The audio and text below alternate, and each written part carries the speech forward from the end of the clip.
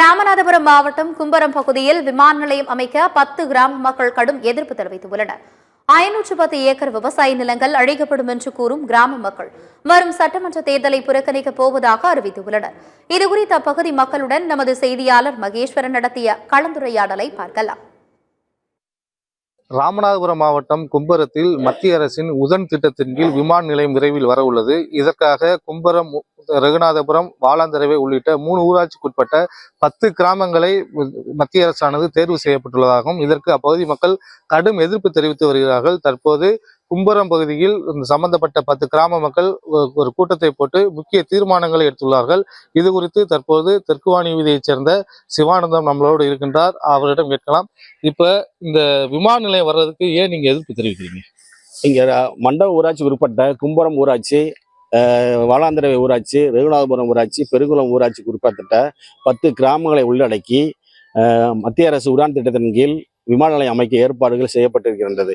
இதை பல அடுக்கு போராட்டங்களாக மாவட்ட ஆட்சித்தலைவர் மற்றும் பல அடுக்கு போராட்டங்களாக நடத்தி எந்த பயனும் இல்லை என்ற காரணத்தினால் இன்று 10 கிராம மக்களும் கும்பரம் மாரியம்மன் கோயில் வளாகத்தில் ஒன்று திரண்டு ஒரு தீர்மானத்தை நிறைவேற்றியுள்ளோம். அந்த தீர்மானத்தில் என்ன முடிவு பண்ணியிருக்கோம் அப்படின்னா, இதை வருகின்ற 2026 சட்டமன்ற தேர்தல் புறக்கணிப்பு செய்து இந்த 10 கிராமத்தை சேர்ந்த மக்களும் ஒட்டுமொத்தமாக தேர்தல் புறக்கணிப்பு செய்து அரசுக்கு எங்களது எதிர்ப்பை பதிவு செய்வதாக முடிவு செய்யப்பட்டுள்ளது.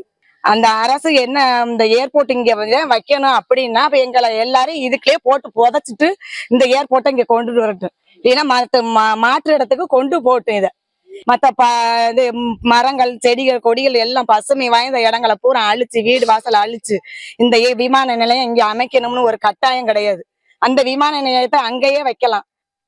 நாட்டிற்கு வளர்ச்சி என்பது எவ்வளவு முக்கியமோ அதே போல் வாழக்கூடிய மக்களின் வாழ்வாதாரமும் ரொம்ப முக்கியமாக கருதப்படுகின்றது. இந்த சூழ்நிலையில் மக்கள் வாழ்வாதாரமாக கண்டுள்ள அந்த விவசாய நிலங்களை அழித்து மக்களை அப்புறப்படுத்திவிட்டு வரக்கூடிய விமான நிலையம் என்பது தங்களுக்கு தேவையில்லை என்றும் அரசு புறம்போக்கு இடங்களில் இந்த விமான நிலையத்தை அமைக்கலாம் என்றும் அவர்கள் தெரிவித்துள்ளார்கள். குறிப்பாக வருகின்ற சட்டமன்ற தேர்தலை புறக்கணிக்கப் போவதாக தெரிவித்துள்ளார்கள்.